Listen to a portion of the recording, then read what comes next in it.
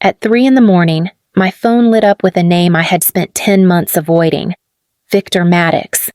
The message was short. We need to talk. Call me. My chest tightened, the way it always did when his voice slipped back into my life. Even in a text, he still sounded like he expected obedience on command. I stared at the screen, the glow cutting across the dark of my Austin apartment, and a memory I hated surged up before I could stop it. Graduation day. Spokane. 25 years old and still hoping my family would look at me and see a daughter worth keeping. They showed up 25 minutes late, Serena laughing like she was arriving at a red carpet. Clara tried to smile at me, nervous and soft, but Victor spoke first. "Fix your posture," he said. "You look unprepared. No congratulations. No pride. Just a command." Even then, I swallowed it, the way I always had. After the ceremony, he called me aside, away from the crowd. His hand did that quiet gesture he used when he wanted control without anyone noticing. I followed, because back then I still believed obedience kept peace. He handed me a plain white envelope. Open it. Inside was a one-way bus ticket from Spokane to Austin, departure that night. "This house is not a shelter," he said. "It is time you stood on your own 2 feet.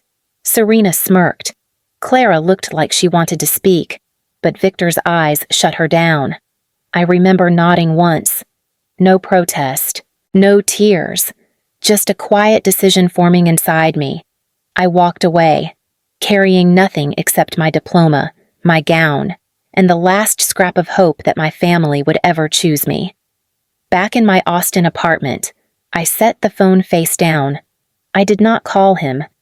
I would not let him reset the narrative. If you are listening to this and any part of it feels familiar, stay with me. There is more to this story, and I want you here for all of it.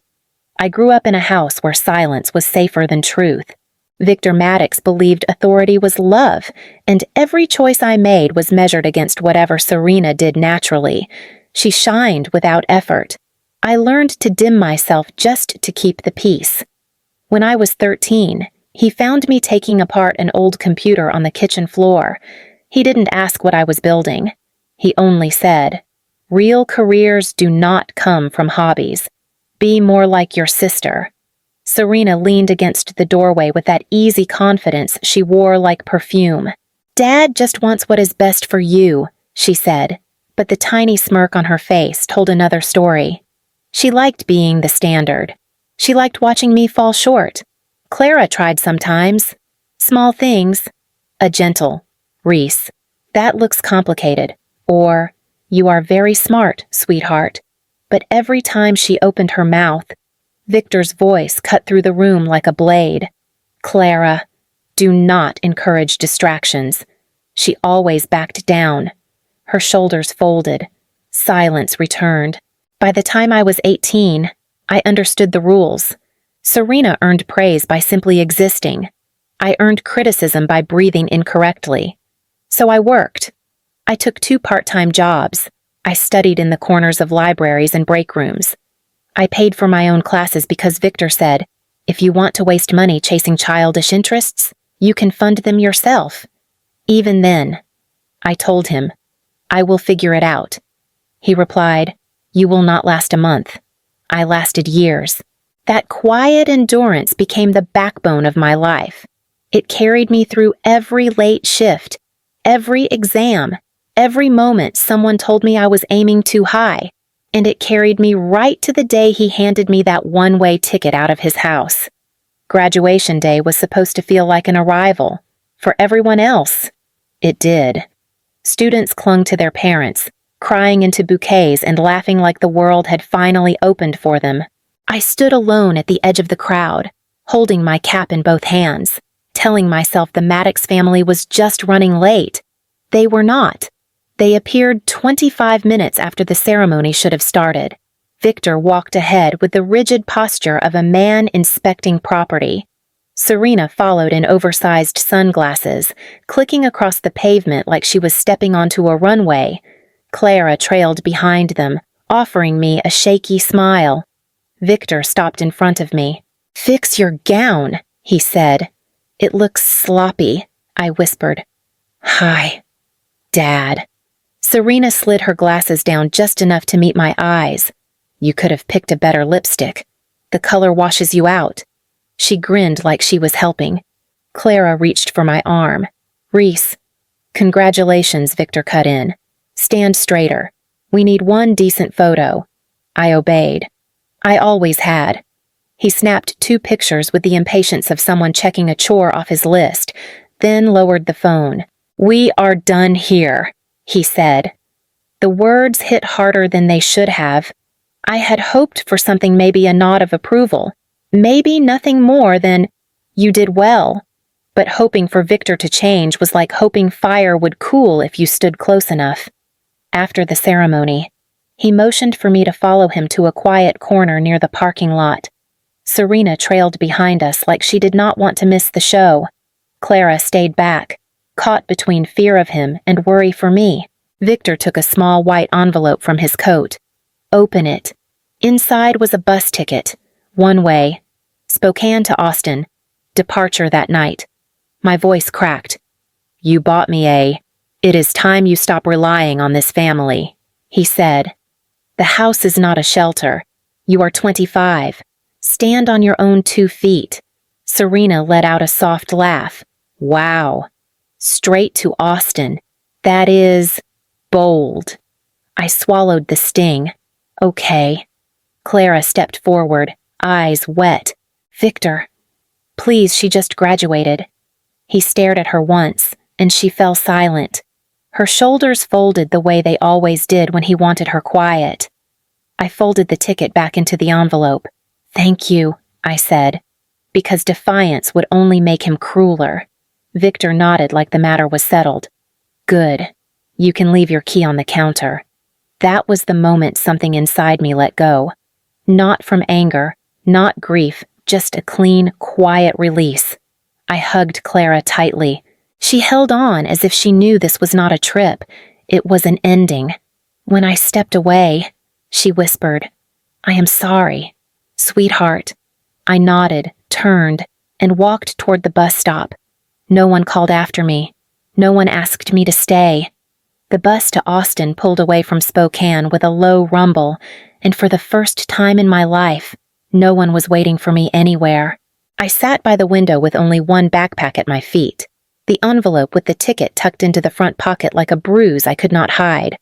Somewhere past the city limits. My phone buzzed. "Cade Mercer. Tell me you did not stay with them after the ceremony." I hesitated before typing.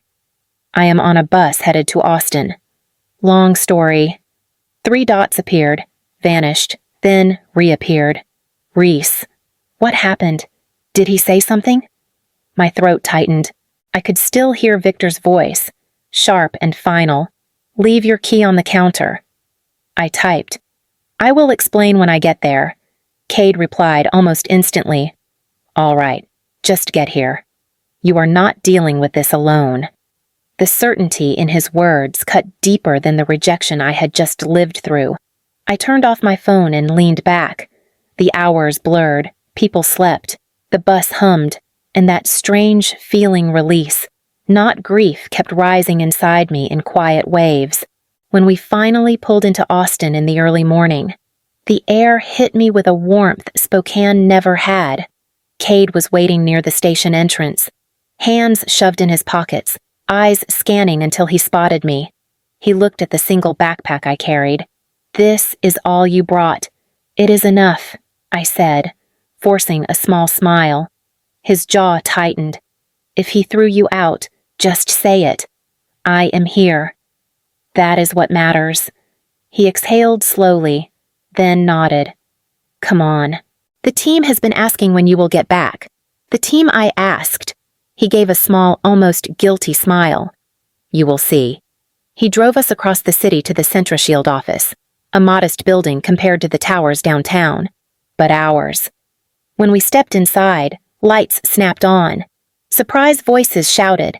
15 engineers rushed forward with a crown made of copper wiring, a cake shaped like a firewall diagram, and cheers so loud I felt them in my chest. Cade leaned close. "You deserved a graduation." "We made one." I swallowed hard, the weight of everything catching up at once. For the first time in my life, celebration did not feel accidental or conditional. It felt real. The weeks after I returned to Austin felt unreal. We had been preparing CentraShield quietly for years, building in borrowed labs, sleeping under desks, taking every contract we could manage just to keep momentum alive. Then, one afternoon, everything changed. Cade burst into my office holding his laptop. "The demo leaked," he said, breathless. I looked up. Leaked where? Everywhere. A cybersecurity forum picked it up. Then 3 tech sites reposted it. "They are calling us the most disruptive system since quantum encryption." My stomach dropped. "We are not ready for that kind of attention." His mouth twitched into a half smile. Well, too late. By evening, reporters were calling. By the next morning, one Homeland Security analyst emailed us with the subject line requesting demonstration as soon as possible. The pressure was immediate and suffocating. I tried to focus on work, but my phone kept vibrating.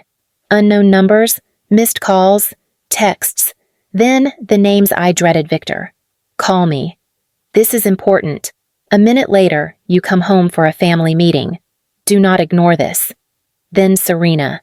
"So, you are like famous now. Dad wants you to answer your phone." I locked the screen and pushed the device away. An hour later, it buzzed again. This time, "Clara?"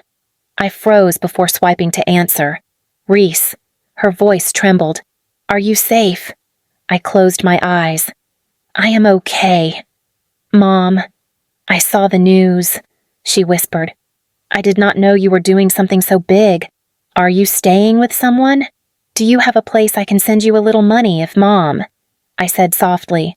"I am working. I am fine." "Really?" She hesitated, like she was choosing each word carefully. "Your father is pretending he is not worried, but he is. He keeps saying we should talk as a family." A familiar tightness crept into my chest. "I cannot do that. Not now."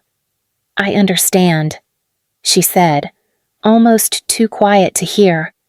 "Just promise you will call me when you can." "I will." When the line disconnected, I let the phone fall onto the desk. The noise felt louder than it should have. Cade stepped into the doorway. "You all right?" I nodded once. "The world is watching now," he answered. "Good. It is about time they did." The morning of the CentraShield launch felt heavier than any exam, any job interview, any moment Victor Maddox had ever used to measure my worth. Cade knocked on my door before I could overthink myself into pacing. "They are setting up now," he said. "You ready as I will ever be." He gave a quick nod, the kind that meant I believe in you more than you believe in yourself. Then we headed to the Austin Convention Center together. Inside, the room buzzed security analysts, federal representatives, tech reporters, every seat filled, every camera pointed forward. No one here knew anything about Spokane, or the Maddox house, or the bus ticket folded into my backpack like a bruise that never fully healed. They only knew my work. Cade stepped onto the stage first.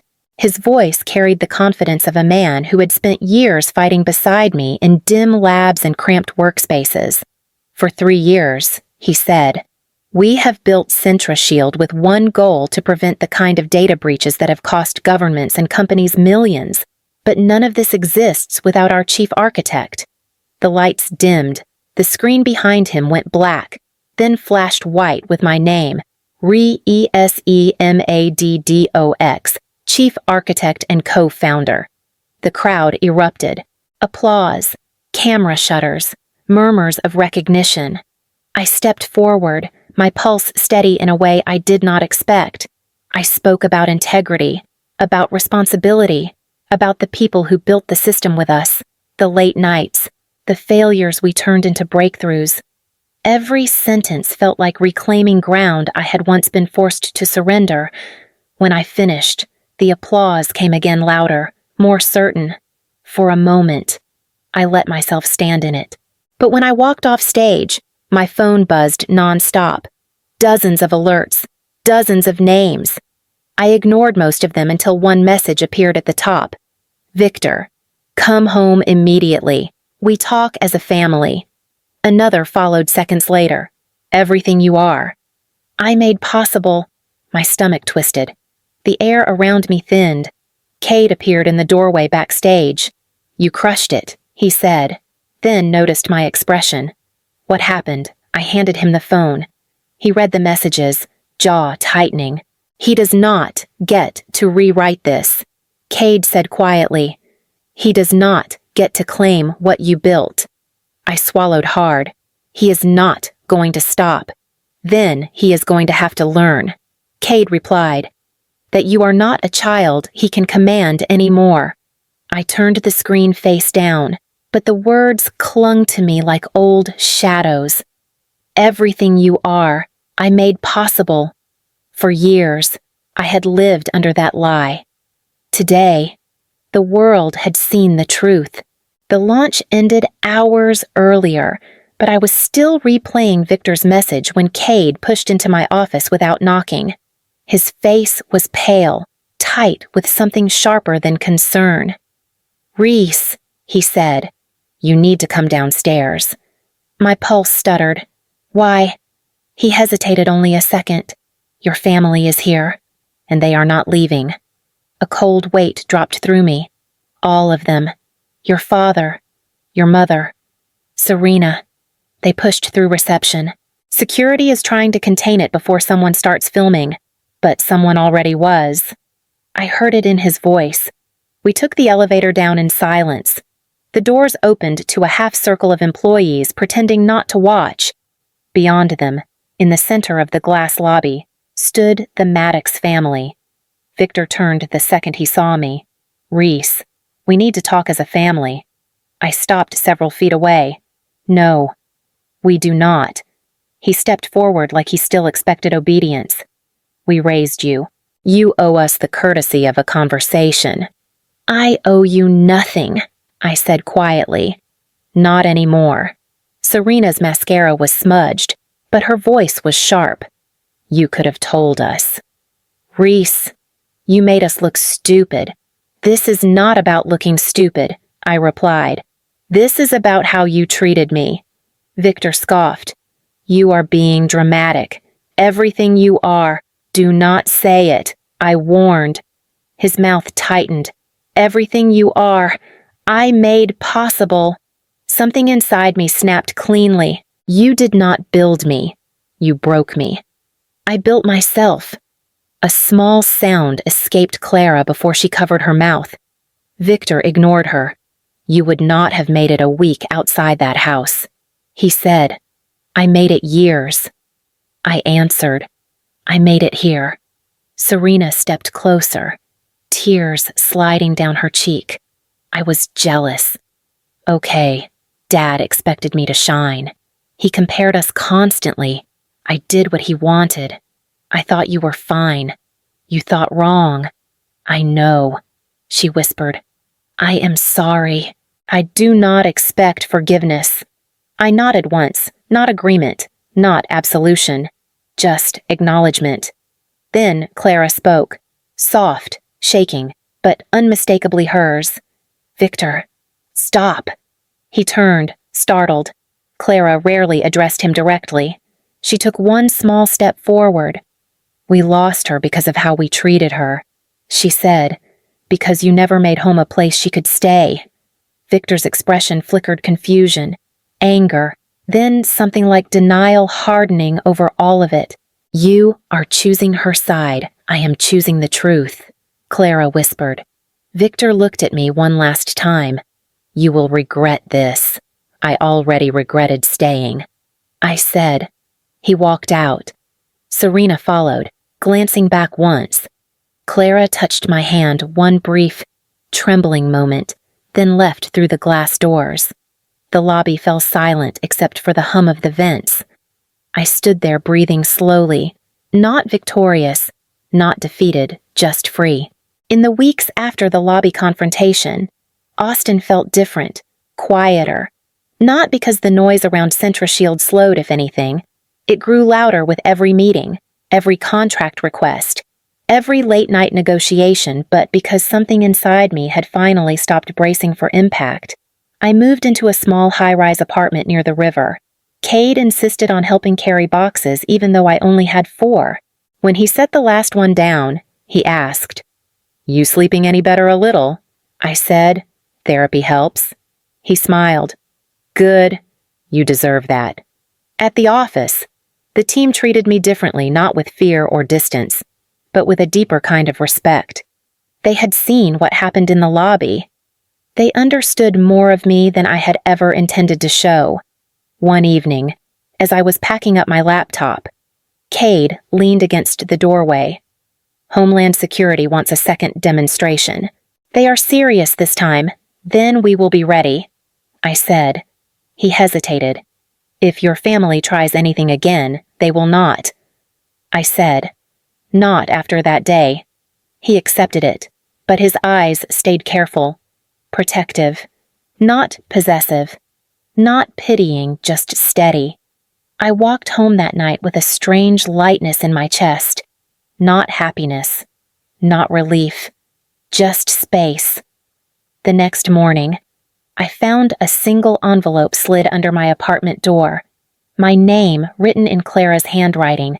For a long moment, I just stood there, staring at it, the weight of old and new pressing against each other.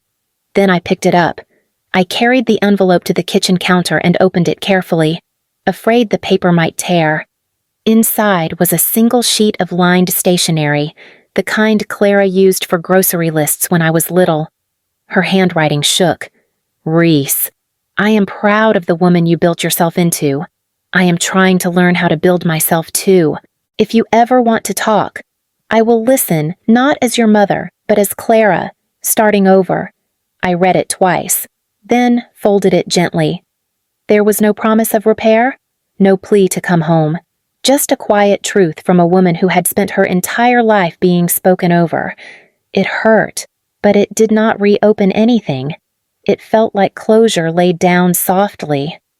That evening, I attended a fundraiser at a local shelter that worked with women leaving unsafe homes. CentraShield had sponsored the event anonymously, but the coordinator insisted I say a few words. When I stepped up, the microphone wobbled, and a few women in the crowd looked up, curious. "I grew up believing safety was something you earned," I said. "Then I learned it is something you deserve. All of you do." A murmur of agreement moved across the room.